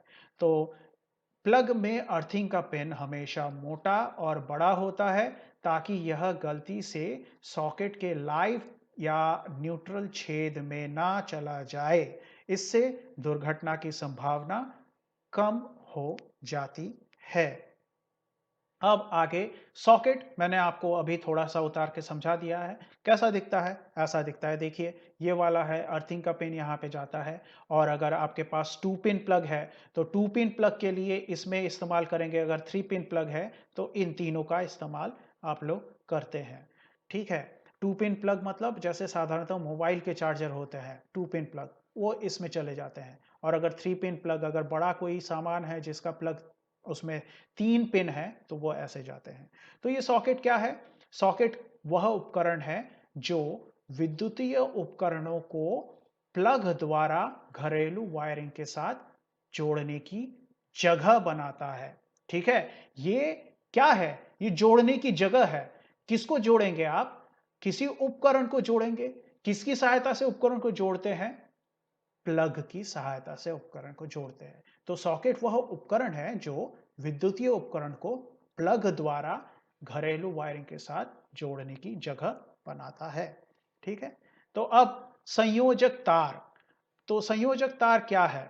देखिए, एक घरेलू वायरिंग का तार अगर निकालेंगे और उसके ऊपर का आवरण निकालेंगे तो उसमें से हमें 3 ऐसे तार अलग-अलग नज़र आएगी। ये 3 तार में से याद रखिए, जब हम लोग प्लग लगाते हैं तो इस ये वाला तार क्या लिखा हुआ है यहाँ पे? ग्राउंड, मतलब ये मोटे वाले पिन के साथ प्लग का कनेक्शन हो जाएगा। ये वाला क्या लिखा हुआ है? लाइव, यानी लाइव वाले पिन के साथ इसका कनेक्शन हो जाएगा। ये वाला क्या लिखा है? न्यूट्रल या उदासीन, यानी न्यूट्रल वाले पिन के साथ इसका कनेक्शन हो जाएगा। ध्यान देने वाली बात यह है कि अलग-अलग घरों में अलग-अलग तरीके की वायरिंग ना हो, इसको इससे बचने के लिए हमेशा तारों को एक ही रंग का बनाया जाता है। यानी जो अर्थिंग या ग्राउंड का तार होगा वो हमेशा ही हरा होगा। जो लाइव तार होगा वो हमेशा ही भूरा होगा। जो न्यूट्रल तार होगा वो हमेशा ही नीला होगा। याद रखना बहुत आसान है। पृथ्वी, अर्थिंग, ग्राउंड, हरा, हरियाली रहती है पृथ्वी पे, हरा। तो उसके बाद देखिए न्यूट्रल, न्यूट्रल या उदासीन, न्यूट्रल ना, तो नीला। तो बाकी का बचा क्या है, भूरा बचा है, तो भूरा आप लोग लाइफ में लिख दीजिएगा। तो ये है संयोजक तार, और उसमें ये जो रंग हमने बताए हैं ये बदलते नहीं हैं, इसलिए इसको बोलते हैं कलर कोड। ठीक है, तार का इसको बोलते हैं कलर कोड। ठीक है, तो देखिए घरेलू वायरिंग तथा उपकरणों के परिपथ बनाने में जिन तारों का उपयोग होता है उन्हें संयोजक तार कहते हैं। तो हमारे घरों की वायरिंग में इन तारों का प्रयोग हुआ। हमारे उपकरणों के अंदर का जो परिपथ है, किसी भी उपकरण को खोलोगे उसके अंदर जो तार मिलेंगे उनमें भी परिपथ बना हुआ है, तो उनमें भी इन तारों का उपयोग होगा। तो ऐसे तारों को हम लोग संयोजक तार कहते हैं। तो देखो, संयोजक तारों को अंतरराष्ट्रीय नियम है ना, दुनिया भर में यही नियम इस्तेमाल होता है ताकि कंफ्यूजन ना हो, ताकि एक्सीडेंट ना हो। तो कोई इलेक्ट्रिशियन अगर एक घर से काम करता हुआ दूसरे घर में जाएगा तो उसको पता नहीं लगाना पड़ेगा कि कौन सा ग्राउंड का तार है, कौन सा लाइव तार है, कौन सा न्यूट्रल है। वो रंग देखेगा और समझ जाएगा। तो संयोजक तारों को अंतरराष्ट्रीय नियम अनुसार 3 रंगों के विद्युत रोधी आवरण द्वारा ढाका ढका जाता है, जैसा कि चित्र में दर्शाया गया है। लेकिन अब किताबों में कभी-कभी दिया रहता है पुराना नियम। तो देखिए मैंने यहाँ पे लिख दिया है, पुरानी पद्धति में ये तारों के रंग हुआ करते थे। आप इसको याद कर सकते हैं, ये उतना इम्पोर्टेंट है नहीं, लेकिन अगर आपको पूरी पढ़ाई करने के बाद समय बच जाए तो आप ये वाला भी याद कर लीजिएगा। ठीक है, तो हमारे लिए इम्पोर्टेंट है अंतर्राष्ट्रीय पद्धति, जो नया वाला नियम है वो इम्पोर्टेंट है। ठीक है, तो अब आगे चलते हैं घरेलू विद्युत वायरिंग में प्रयोग होने वाले उपकरण में। अब हम मेन स्विच को देखेंगे। तो पावर स्टेशन से याद कीजिए लाइन आके घर में जहां घुसती है, तो उस बॉक्स से फिर वहां पे मीटर लगा हुआ रहता है। ये यहाँ पे मीटर लगा हुआ रहता है, इस बॉक्स में घुसी, फिर यहां से मेन लाइन निकल के पूरे घर में फैलती है। इस जगह पे एक स्विच रहता है, जो स्विच अगर हम लोग बंद कर दें तो पूरे घर की जो विद्युत धारा है वो बंद हो जाती है। तो जो पावर स्टेशन से आती हुई मेन लाइन है उसके साथ जो लगा हुआ स्विच है उसको हम लोग मेन स्विच कहते हैं। तो देखिए, वह स्विच जो पूरे घरेलू वायरिंग का संबंध मुख्य मीटर तथा मुख्य विद्युत सप्लाई लाइन के साथ जोड़ती है, उसे मेन स्विच कहते हैं। बहुत आसान है। इसके बाद हमारा जो मिनिएचर सर्किट ब्रेकर यानी एमसीबी है, याद रखिएगा, इसको अच्छे से याद कर लीजिएगा, इंग्लिश नाम ही, क्योंकि ये एग्जाम में पूछा जाता है। अगर फुल फॉर्म लिखने के लिए आए तो आप जरूर लिखिएगा इसको। ठीक है, 1 नंबर का आपका सवाल बन जाएगा। तो एमसीबी क्या है? एमसीबी आजकल घरों में नॉर्मल फ्यूज की जगह पे आप देखिएगा कि छोटे-छोटे स्विच होते हैं। ये देखिए ऐसे वाले। ये एमसीबी या यानी मिनिएचर सर्किट ब्रेकर है। ये लोग क्या करते हैं, घरों में अगर मेन लाइन से बहुत ज्यादा मात्रा में विद्युत आने लगे तो ये खटाक से नीचे हो जाते हैं, जिससे कि हमारे घर की बिजली बंद हो जाती है ताकि घर में कोई दुर्घटना ना हो। तो एमसीबी क्या है? वह उपकरण है जो मुख्य विद्युत सप्लाई लाइन से घरेलू वायरिंग की घरेलू वायरिंग में आवश्यकता से अधिक मात्रा में विद्युत प्रवेश करने पर खुद ही यानी स्वतः ही ऑफ होकर उपकरणों को नष्ट होने से बचाती है। तो ये हमारा मिनिएचर सर्किट ब्रेकर है। तो इसी के साथ हमारा जो धारा विद्युत का पाठ है वो समाप्त होता है।